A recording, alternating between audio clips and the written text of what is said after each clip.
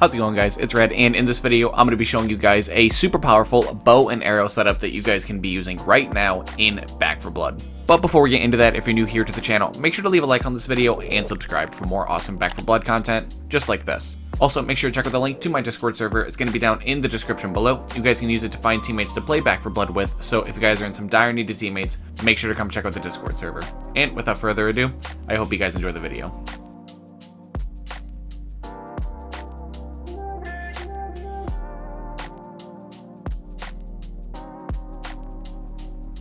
So before we get into the actual deck list, I did want to just spend some time here in the practice range and tell you guys a few things about the bow and arrow, because I think it would be a lot easier to explain it in here rather than trying to explain it over some of the gameplay that I have pre-recorded. Now, there's two ways that you guys can fire the bow and arrow, and there's going to be the primary mode here where we're just kind of hip firing, and this is going to have a much faster fire rate than what it's going to look like if we were to just sit here and ADS. But these shots are going to do significantly more damage than the ones where we don't ADS and just hip fire. So basically how we're going to utilize that is every time we have common infected, we just, start hip firing like so. And every time we see a special infected, we take the bow, we aim it, and we shoot it at their weak spots like that. And the longer that we hold this down, the more damage it actually does. Alright, so here we are in the deck building menu in Back 4 Blood. This is going to be the complete deck list, so if you guys are just looking to copy and paste the deck, now is your time to do so. But for the remainder of this video, I'm just going to be talking about what role every card plays in the deck and just everything like that. Now, this first category of cards that I want to go over are going to be revolving around our stamina efficiency for the deck and just overall our stamina bar. Now, the first card in the deck is going to be Slugger, which gives us plus 5% health, and it also gives us 10% melee stamina efficiency and 20% melee attack speed, but that's not why we play the card. We play the card for the 10% bow stamina efficiency and the 20% bow attack speed. Up next, we got Brazen, and just like Slugger, this card has some melee buffs that we don't really care about. We're only playing it for the bow part of the card, and this card gives us 15% bow stamina efficiency and 20% bow attack speed. Up next, we got Rhythmic Breathing, which is just going to give us plus 40% stamina. And to round this category off, we have Adrenaline Fueled, which says whenever we kill an enemy, we gain 5 stamina instantly, and we get an additional 7 stamina over 7 seconds, stacking up to 5 times. Now, as far as why I only chose to play these stamina cards specifically, Slugger and Brazen do the same thing in the bow and arrow deck that they do in the melee deck. In my opinion, they make it so you can shoot faster and that you can shoot longer and with absolutely no downsides. And that just sounds like, much like in the melee decks, too much value just to pass up. Now, the reason that you want to play Rhythmic Breathing is because, much like in a melee deck, your entire deck is going to be revolved around your stamina bar, because if you don't have any stamina, you're not going to be able to charge your bow and arrow shots and do lots of damage, and you're not going to be able to shoot your bow and arrow very fast. And getting almost half of our stamina back that we spawn with, and again, for absolutely no downside, just seems like way too much value to pass up in any deck that revolves around its stamina bar in any way.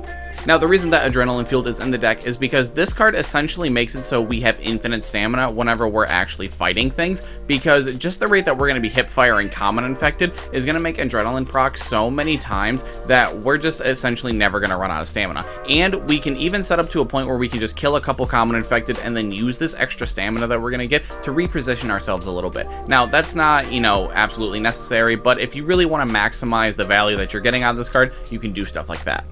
Now, moving on to the next category in the deck, which is just going to be our weak spot damage cards. And to start this category off, we have Hyper Focused, which is going to give us plus 50% weak spot damage and minus 40% move speed while we're shooting or melee attacking. And up next, we got Hellfire, which is going to give us plus 45% move speed while we're firing and plus 3% move speed while we're not firing. Up next, we got Reckless Strategy, which is going to give us plus 30% weak spot damage and minus 5% damage resistance as the downside. Next, we got Front Sight Focus, which is going to give us plus 20% accuracy, 10% weak spot damage, and plus 15% aim speed and recoil control.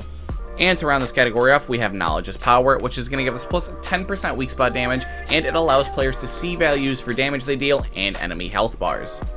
Now, as far as why you guys want to play these weak spot damage cards specifically, when you add all of them together, it's going to give you plus 100% weak spot damage, and that's because you don't want to go over 100% weak spot damage in this game, because it'll start to negatively affect you if you do so. Now, I feel like Hyper Focused and Reckless Strategy are kind of stock in any deck that's looking to deal damage or kill special infected in one shot, and the bow and arrow deck is definitely looking to kill as many special infected that we can with one shot. Now, the reason Hellfire's in here is to completely take away the downside of Hyper Focus. That's pretty much the only reason that we're playing it, because when you factor in the move speed that we're going to get with Hellfire, we're actually going to have plus 5% move speed while we're shooting or melee attacking, and it's going to make it so the downside of Hyper Focus just isn't even there. It might seem steep to, you know, be playing 2 card slots just to make this 1 card playable, but I think that this card is just strong enough to where playing Hellfire is worth it. Now, the only difference that I could see someone making with these weak spot damage cards is changing out Frontside Focus and Knowledge's Power for Ridden Slayer. That way you guys can save a card slot and play, you know, something else in the deck. Now, the reason that I'm not doing it in this deck is because I think that the extra value that you guys get from Frontside Focus and Knowledge's Power, outside of just the 20% weak spot damage, is more value than you guys are going to be able to get with like another card slot if you were to play Ridden Slayer.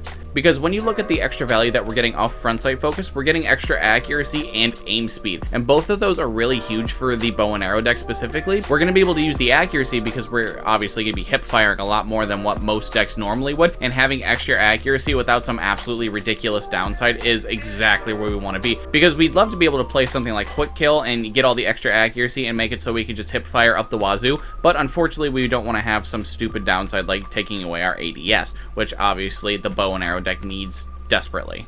And moving on to Knowledge's Power, we get all the health bars for all of these special infected, and that is honestly just so convenient. It makes my life so easy. I would just so much rather play Frontside Focus and Knowledge's Power than something like Ridden Slayer, but that's just my opinion. Now moving on to the next category in the deck, which is just going to be all of our base damage cards, and to start this category off, we have Glass Cannon, which is going to give us plus 25% damage, but minus 30% of our health as the downside.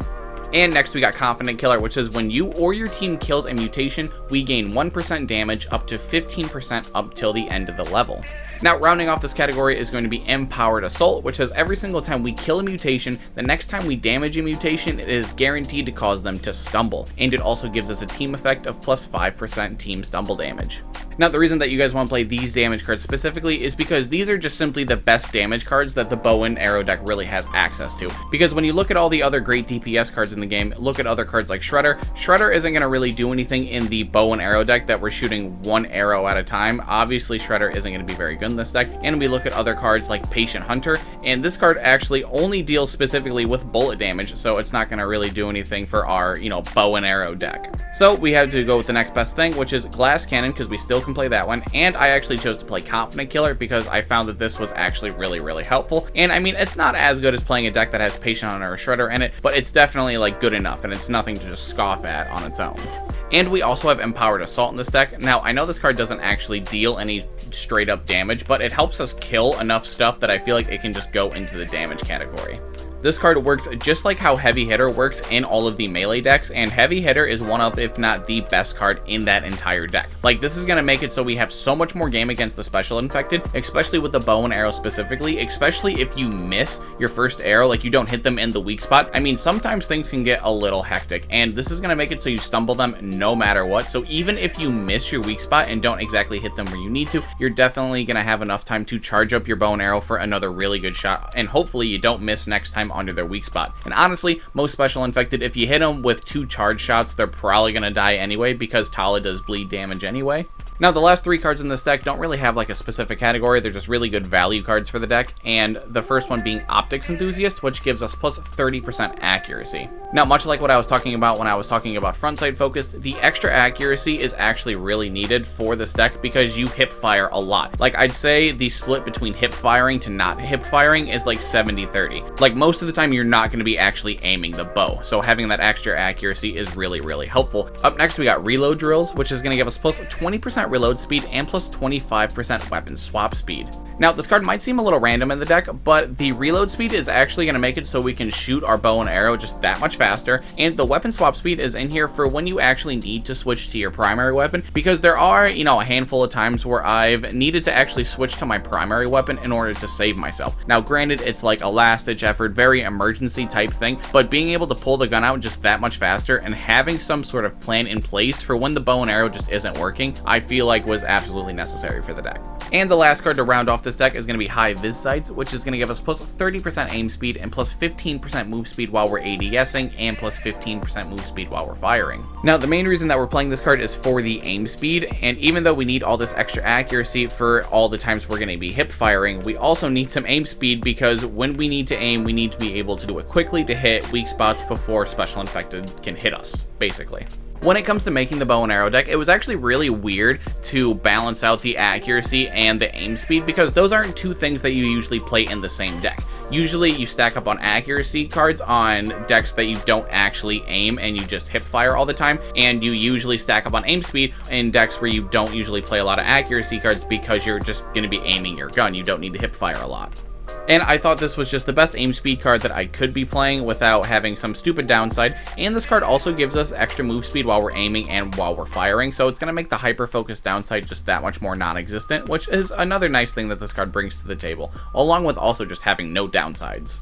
Well, that's going to do it for the video, guys. Make sure to leave a comment down below telling me any deck changes that you guys would make, and as always, if you happen to enjoy the video, make sure to leave a like and subscribe to my channel for more awesome Back 4 Blood content just like this. Also, make sure to check out the link to my Discord server. It's going to be down in the description below. You guys can use it to find teammates to play Back 4 Blood with, so if you guys are in some dire need of teammates, make sure to come check out the Discord server. And until next time, it's been Red, and I'll see you guys in the next video.